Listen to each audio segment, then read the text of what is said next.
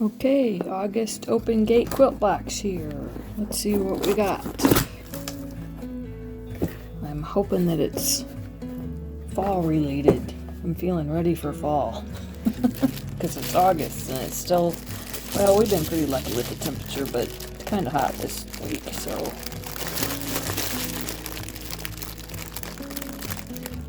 Let's get it opened up. I don't know why. I try to be gentle and then I don't know why. Oh, actually, I always forget that part. There's the little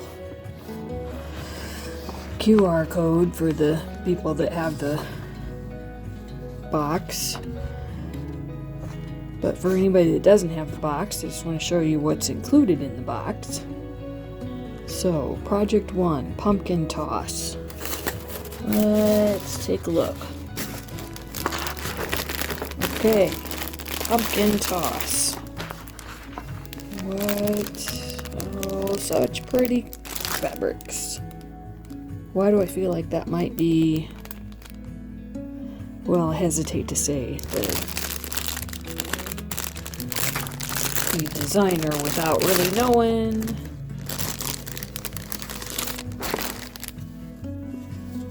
Let's see if I can find it here without showing you all the directions and etc.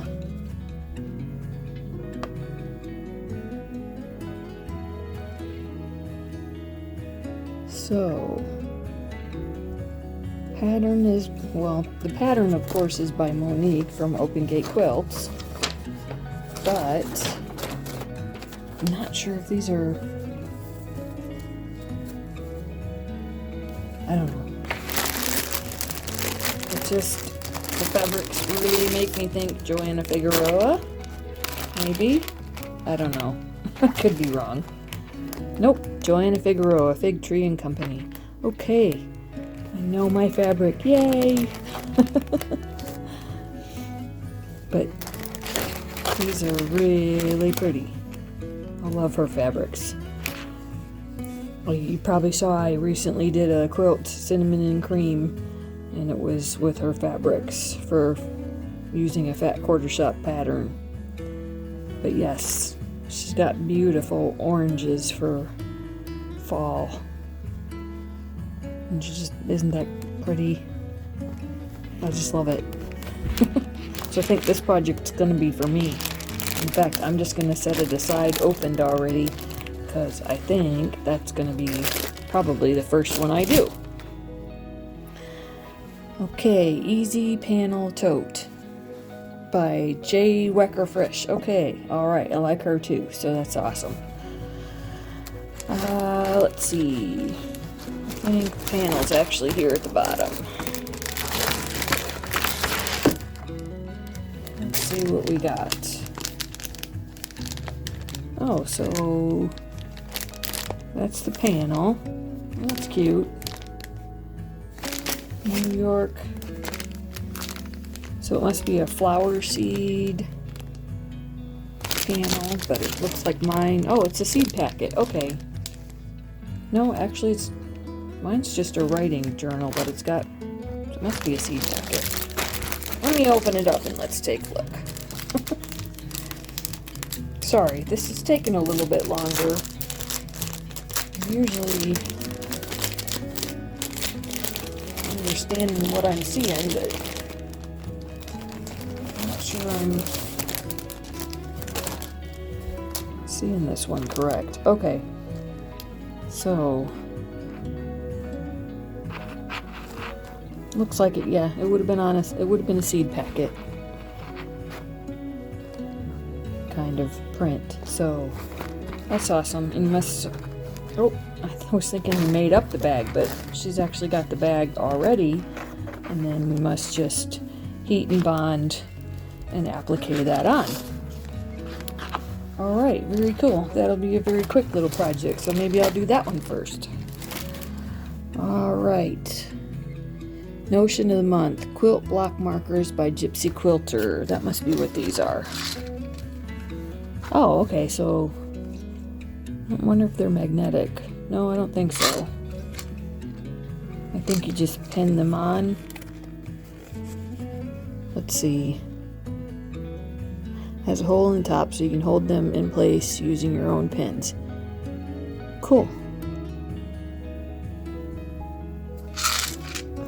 Alright, so like if you had a stack and you need to put the letter on it, you just put that on there and pin it on the stack of fabrics. Awesome. I will definitely use those. Alright, and Orfill thread. What's the Orfill thread this month is a light beige. Pretty sure that goes with both the tote and the pumpkin toss project. Oh, that's awesome. And Fat Quarter, Night Owls by Studio E Fabrics. Alright, so that's a really pretty autumn fat quarter there. So that's nice. I've got a lot of autumn colored fat quarters that could go with, but I am kind of hanging on to these, collecting them for the year just to see what all Monique gives us and what kind of project I might be able to come up with out of just what Monique gave us. Alright, and the add-on for this month is Fat Quarter Stash Buster, these 4 coordinating prints, and it looks like she's included a little pattern there for us. And I'm thinking it's the same block but in different colors. So that's cool. Alright, let's take a look at all these fabrics here.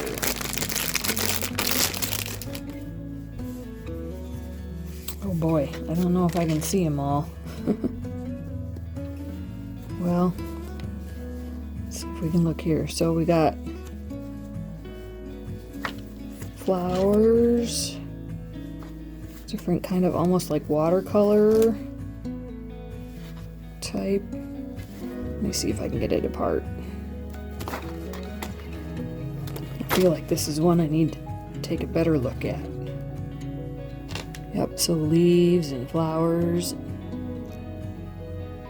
pretty watercolors, and a nice beige, and almost a watercolor technique on the kind of, it's not really red, rusty red, and then nice watercolor to that too. Alright, so that's a cute little bundle. And again, I'm setting the bundles aside as well to see what I can come up with at the end of a year, just to see if enough of them blend together to make a big project, or will I just make little projects out of them, or will I pull things from my stash to add to them. And of course, one thing, I probably won't be able to wrap this back up again, but anyhow. Alright, so very cool. I think I'm going to start with the tote.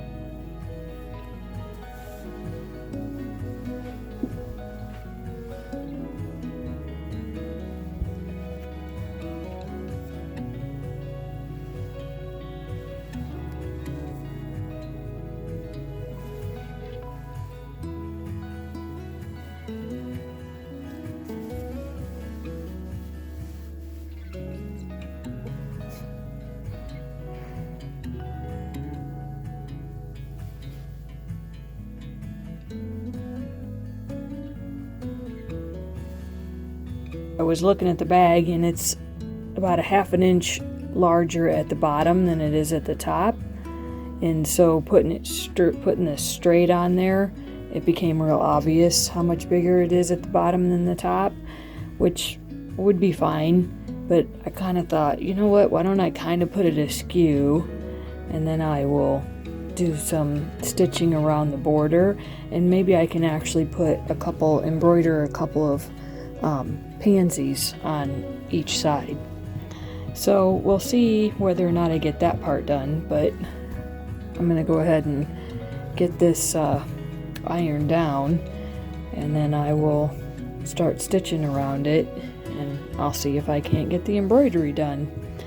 Probably the only part you're gonna see is me ironing this down.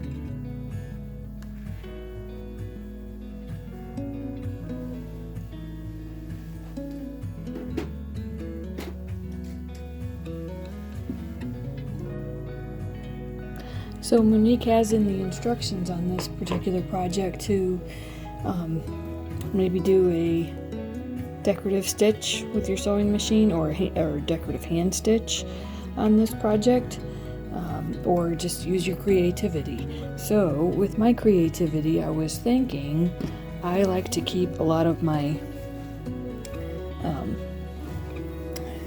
ties for the different fabric bundles. And so I kind of thought, boy, if you knew anybody that worked for Maywood Studio, that would make a nice present. But not knowing anybody that works for Maywood Studio, it also might make a nice little bag that you could put particular Maywood fabrics in. Wait, if you're waiting to do a project from some Maywood fabrics, you just store it in there. Otherwise, I actually have a couple of different tapes here that I might try to decide if I like one of those instead. But honestly, I'm kind of leaning toward just using this Maywood Studio ribbon. Well, it's not really a ribbon. It was tying up a bundle. What am I trying to think of? Like a twill tape? Anyhow, so I do like this one because the coloring is darker. It's not really a true black. It's kind of a slightly grayish, whereas most of the print in here is true black. Obviously there's some gray there, but and then this one actually is more of a brown. So I can honestly say I don't like this one for this particular project. I do like the little handmaids, and I have used this from time to time on a couple different projects. So, but I'm really kind of liking this one. the Maywood. But let's set it aside for a second. Try that there. See, I do kind of like it, but I don't know. I think it's too sewing themed for a flower packet print here. Now, if I use the Maywood thing, no one else would know what it was unless they were a quilter. But it does have that black in the lettering, and it is slightly different enough from this shade here to be making it seem like it's a nice border.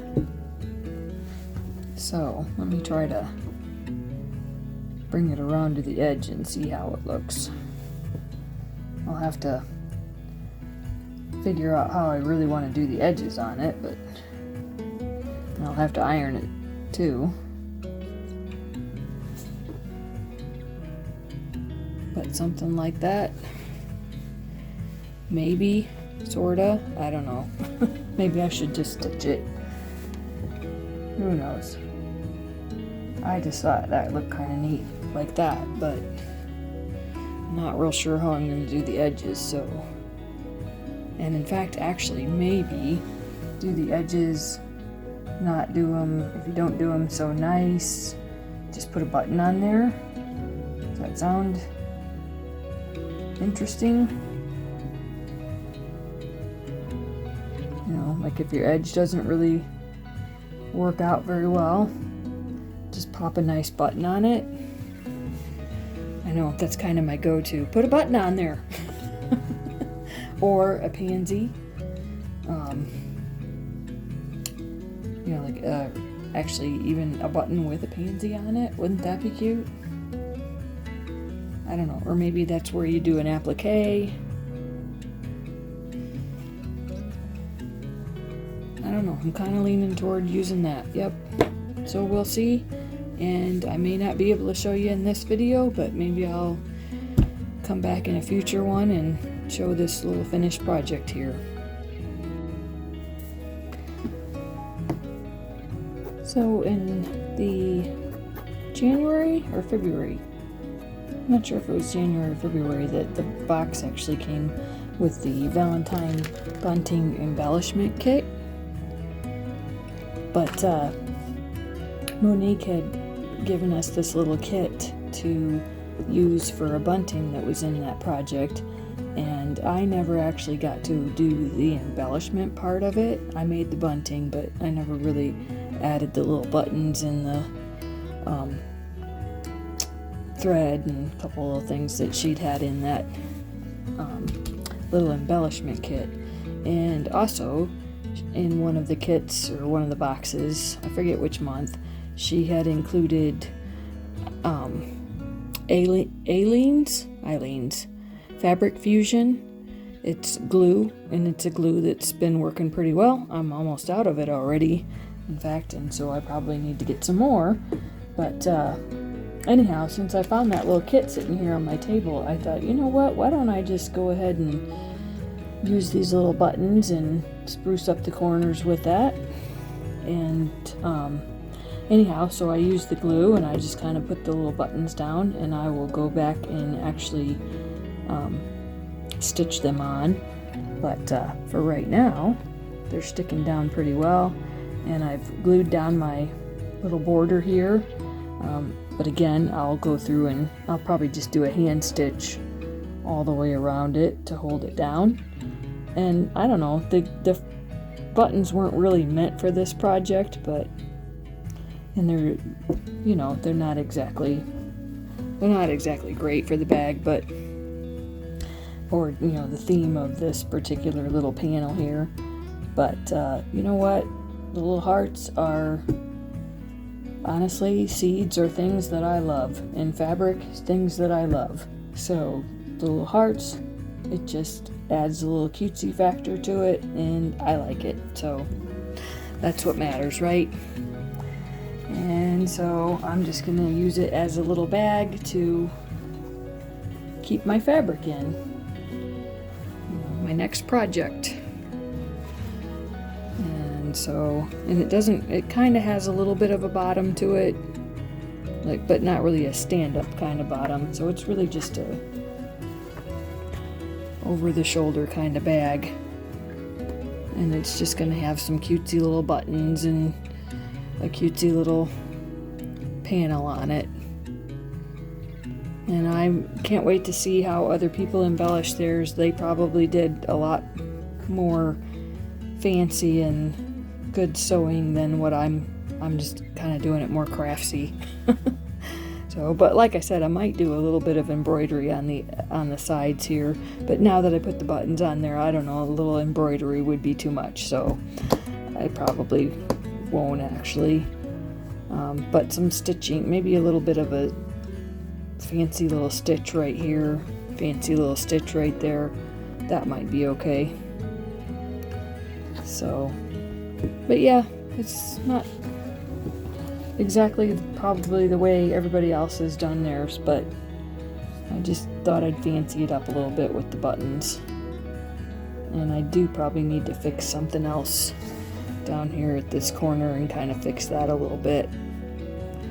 But, and actually I think I got one of the buttons glued on backwards. Oh well, no big deal. Well, I got my table top finished, but I've got some craziness going on here, so let me get this panel out from under here and then I'll show you what I got going on with my table topper. This is actually going to be another project, so I just kind of got it sitting here waiting to get it done. I'll find a spot to put it. This here.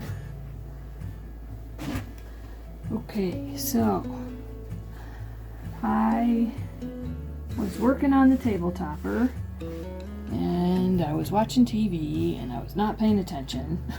Which is about how I usually do things. And so I actually cut my borders too short. So I just took a piece of the scrap and actually just put that on either corner. Slightly different oranges, but I just did the orange on opposite corners. And other than that, I can't remember anything else that I did wrong. I probably did something, but there wasn't like really any particular order for how to put the blocks on. I kind of wish I had not had all the dark colors all right there in a row, but it's random enough. It's okay. So anyhow, top's done, but now I got to come up with a backing. And I thought about just taking a piece of yardage and just backing it that way. But I actually have some scraps from a couple of my bundles from So Yeah. So I think I've got enough scrap. Well, and actually because I cut things wrong, I have quite a few scraps from the kit. So like these are really little scrappy scraps, and I would probably just turn that into like a hot pad. I know I talk about hot pads an awful lot, but this being kind of fall related, it really would be a pretty little fall hot pad. But anyhow, because I cut things wrong, I cut way too many 3.5 inch blocks of the black, and then I have just a few scraps left from the other colors. So I actually was thinking about maybe using these on the back along with another fabric and just doing like a checkered back. But then I thought, I don't really want to go to that much work right now.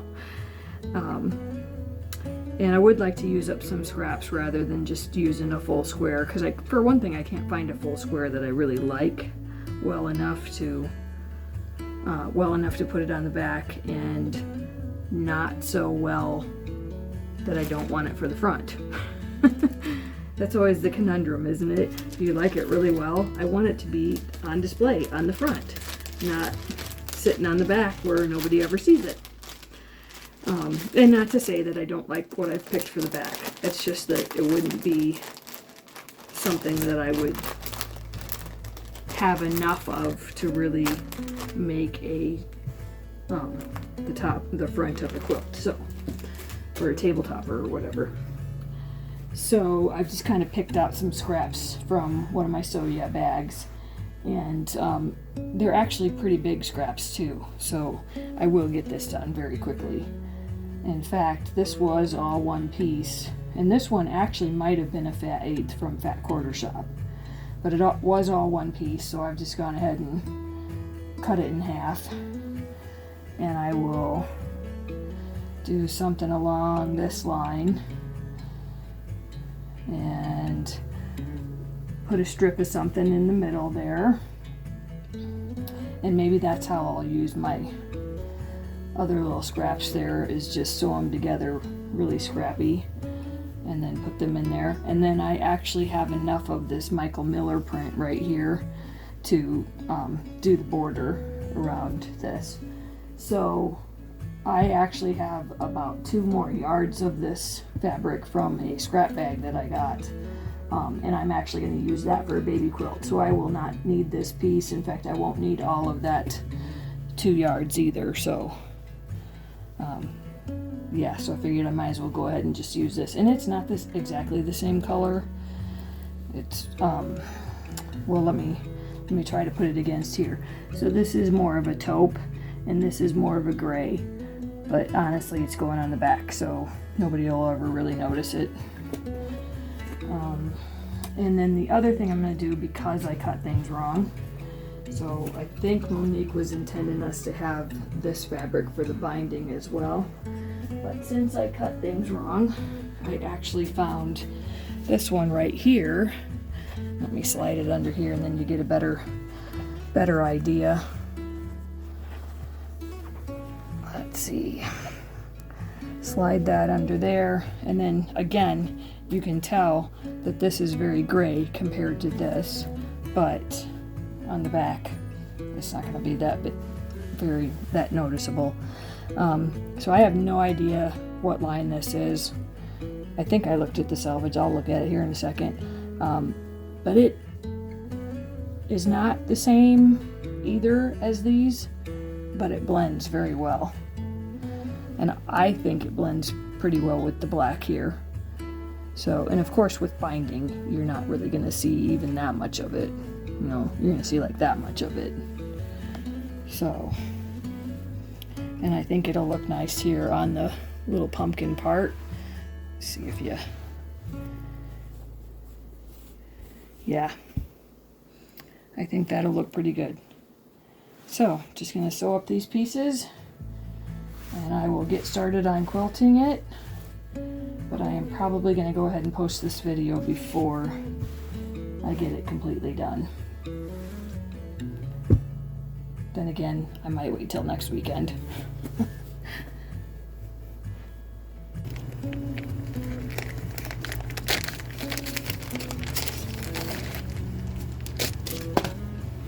I have here my tabletopper project from the August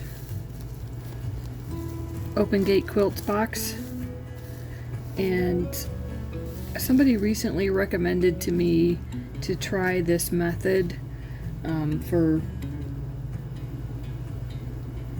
getting an image on the quilt, I guess is what I want to say. So I normally will use stencils or I've tried to freehand with a friction pen a design, but I don't do freehand very well, so I usually use stencils or just do a basic straight line or crosshatch, or if I've done the occasional swirl meander, that type of thing, but something like this I would have a really hard time trying to free motion quilt this design. I just haven't had enough practice. Well, I mean, maybe even when I have enough practice I still wouldn't be good at it, but I haven't had enough practice, and so I've tried to draw it out several times, and they say like you should do a drawing like 100 times before you actually commit to quilting it. And so I don't really have the time for this particular project to draw this out 100 times and then still get it done. So I'm going to try this method. I don't know that I'm going to like it. I can already see that this is going to be complicated, because once you sew this down, it's got to be really hard to get off of there. So I'm a little nervous about that, but I tried it just a little bit with a small little scrap piece that I'd done, or a square that I'd made out of scraps, and I turned it into a hot pad. It wasn't too bad, but it took a lot to get this off of there, so I'm a little nervous about having to get this stuff off of a big table topper like this, but I'm going to try it again anyway. I think maybe if I am able to slow my speed just a little bit on my machine, or slow my speed pushing it through a little bit, that I may actually be able to regulate my stitches just a little bit more, and that might actually help somewhat. So yeah, I guess I'm about to find out. Honestly, I think there's a certain kind of like tracing paper or transfer paper that I've been looking into getting, and being able to actually trace patterns and then put the tracing paper across, and then it's actually supposed to be even easier to pull off. A lot like not paper. I don't want to say paper piecing. What am I trying to think of? Like triangles on a roll, or like foundation paper piecing. It's supposed to come out. It's supposed to be even lighter than that paper, though, so that when you pull it off, it doesn't take out your quilting stitches. But I haven't used that yet either, so I've actually got some of that coming. But I'm going to go ahead and give this a try on this project and see how it turns out. Alright, so I'm just going to pick a spot here and get started. Alright, well, normally I would start in the middle, but I hate to go too far into the middle, because I feel like rolling this up right here is gonna make the press and seal come off. So I think maybe I will just start kind of at a point right here and go from there.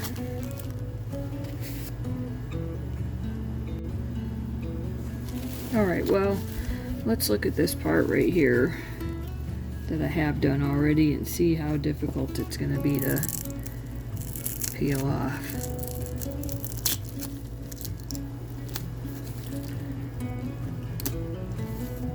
So this is also a double layer right here, so that's part of the problem.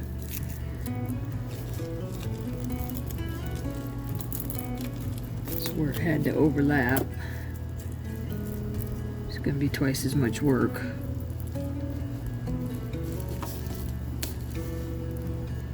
See, it's just not going to pull off very easy at all. So I don't think this was... And that'll pull off easy because it's not stitched down.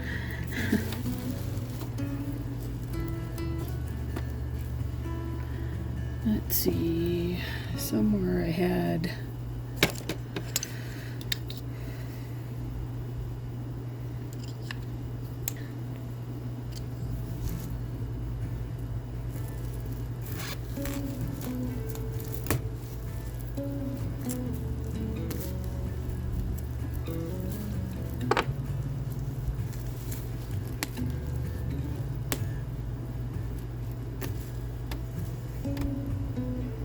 So I don't know if there's anybody out there that uses this technique, but I sure don't really have any tips to actually do this. My tip is going to be, I don't think I'm going to do it again.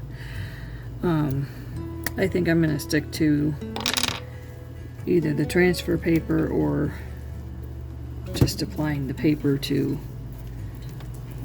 the project and sewing on it. And you can ordered them, I just was trying to figure out how to take something I drew and get it transferred into a pattern, other than having to draw something and scan it into Illustrator, you know, draw it on Illustrator or something like that. I don't have Illustrator, so that's not gonna work. Anyhow, thought maybe, you know, my friend recommended that this was a cheaper way to get your design on there without having to copy it and da. pay for the rolls that you can buy to do this. In a way, I'd almost rather just pay for a stencil because I can reuse it on another project. But yeah, this is not gonna work. This is gonna be just way too time consuming. I'm kind of committed to it now with this particular one, but I don't believe I'll be doing it again.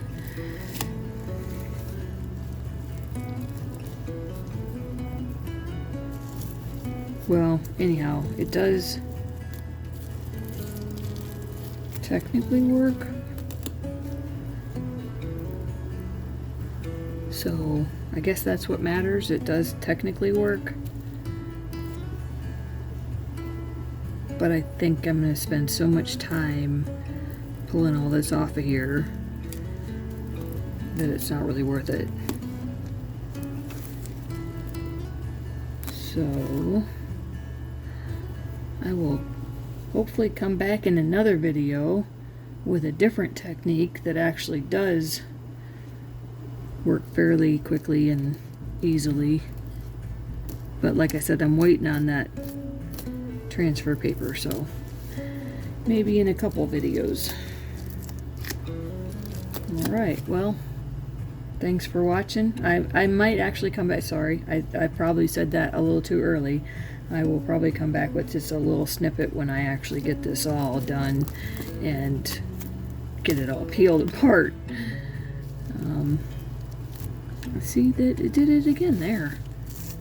The top thread, but not the bottom thread.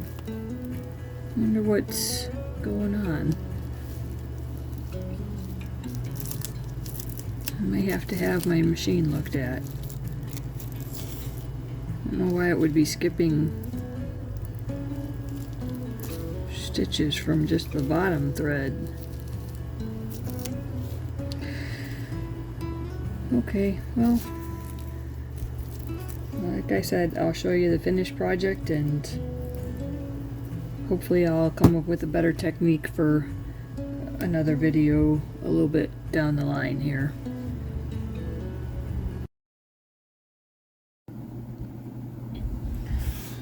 Well, in conclusion, I think that Sherry McGill over at the Lessons Learnt channel has the best channel name, and one that I should have called my channel, because I definitely learned a lesson here.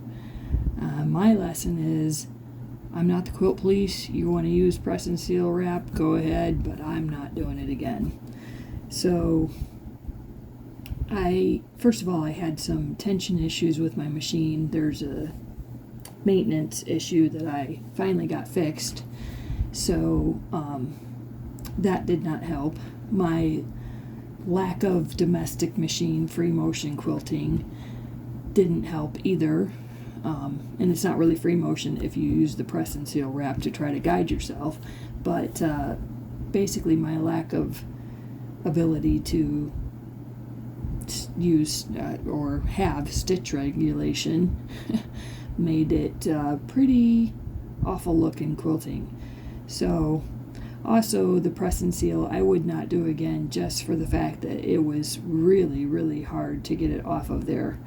I actually could have hand quilted this table topper in the amount of time that it took me to get the press and seal off of the table topper. So yeah, I will never do it again.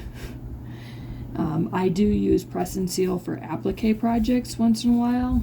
I haven't done an applique project in a long time though, so but yeah, I can see where it's an okay hack for certain things, but definitely not for placing it on a quilt and placing a intricate design on that quilt. It just, yeah, no. And my little machine doesn't have the best stitch regulation. I don't have the best stitch regulation when I'm trying to move the quilt, so there's that. Between all of those factors, it quilted up really badly, but I'm still going to use it. It's still something that I love the fabrics. I really love what Monique picked out, so I just wish that I had just hand quilted it, but lesson learned. All right, one of the things that I have here though that I could see using press and seal for is, this is actually a little design. This is actually a stencil for a pounce pad. So I got the pounce pads several years back, or a pounce pad and 2 stencils, I think. But when I went to use them, I do not like chalk on the quilt.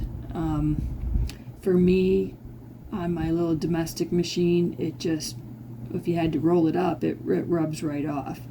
If you're hand quilting and maybe you use a small hoop and hand quilt, lap hand quilt, the number of times that you scrunch up that quilt, the chalk just, wipes right off. So I never liked that process. Now apparently now there is not really chalk, it's not really chalk, but something like that is erasable with an iron, but that it'll stay on there, but it'll come off when you iron it. So I just bought some of that. I'm going to try some of that. So but anyhow, for now I still have the couple of oh gosh, now I forgot the word, I just said it. They're not really stencils, the